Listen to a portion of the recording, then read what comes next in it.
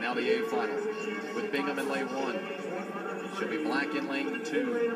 Laura Spratling in lane 3. Lila Claire Best in lane 4. Darby Weiner in lane 5. It's Lindsay Wallace in lane 6. Annie Williamson in lane 7. Naomi Grandpierre in lane 8. Ashley Cesario in lane 9. Christina Fredericks in lane 10. We have some obvious favorites and a feel-good story in Lindsay Wallace. Absolutely. Lindsay Wallace, Davidson Fine Arts Academy, and a great, great institution, one of the top 100 schools in the United States. If she medals, just medals, first, second, or third, it'd be the first medal in school history in any sport. Great story. Never been in the top 3. And she has the opportunity, not just in this, but also in the 100 backstroke later on this afternoon. But then our favorites. Obviously, the favorite to me is Darby Weiner. She had an amazing first swim in prelims yesterday, and it looked like she wasn't even trying, to be quite honest with you. Savannah Arts Academy loves having her. She's headed to Utah next year. Utah is over the moon, I guarantee it, having her, because she swims with such ease. And a college coach can take that and turn it into really a national potential swimmer. And then you've got Annie Williamson from Macomb County on her way to UGA next year. She could also win this.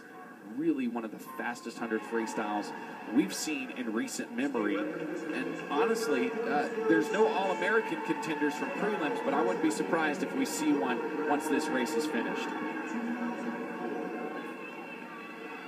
5 or 6 young ladies off the block, really solid. And the lead belongs in 4 and 5 with Best and Weiner, about what we expected. And now Weiner with the lead. Yeah, the swimmer I'm interested to watch on the back end of this is going to be Lila Claire Best.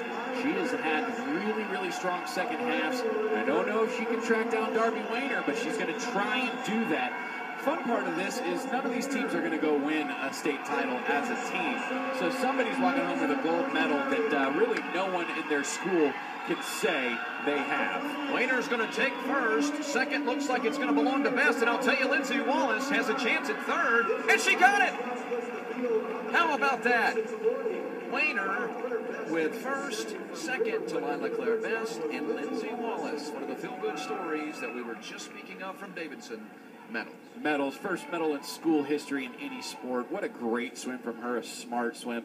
Darby Weiner, though, 51.09, an All-American consideration time, a little bit out of the All-American automatic range, but ultimately, you can see right there, 51 range, 52 range, just shows how fast this sport has gotten in the state of Georgia. It'll be very impressive to see where these ladies go. Some of them, like I said, Lila Claire Best on her way to the Naval Academy, Darby Weiner on her way to Utah, Annie Williamson on the way to the UGA. So Georgia will be represented at that next level with some very, very strong sprinting talent. Impressive field when you got Williamson down at 4th. Yeah. Absolutely. Right. And you'll see her later in the 400 free relay, and we'll see the difference that she makes there. Kind of surprising to see her in 4th place, but really fun to see Lindsay Wallace sneaking into that 3rd place. There she is, the young lady that's just received the medal.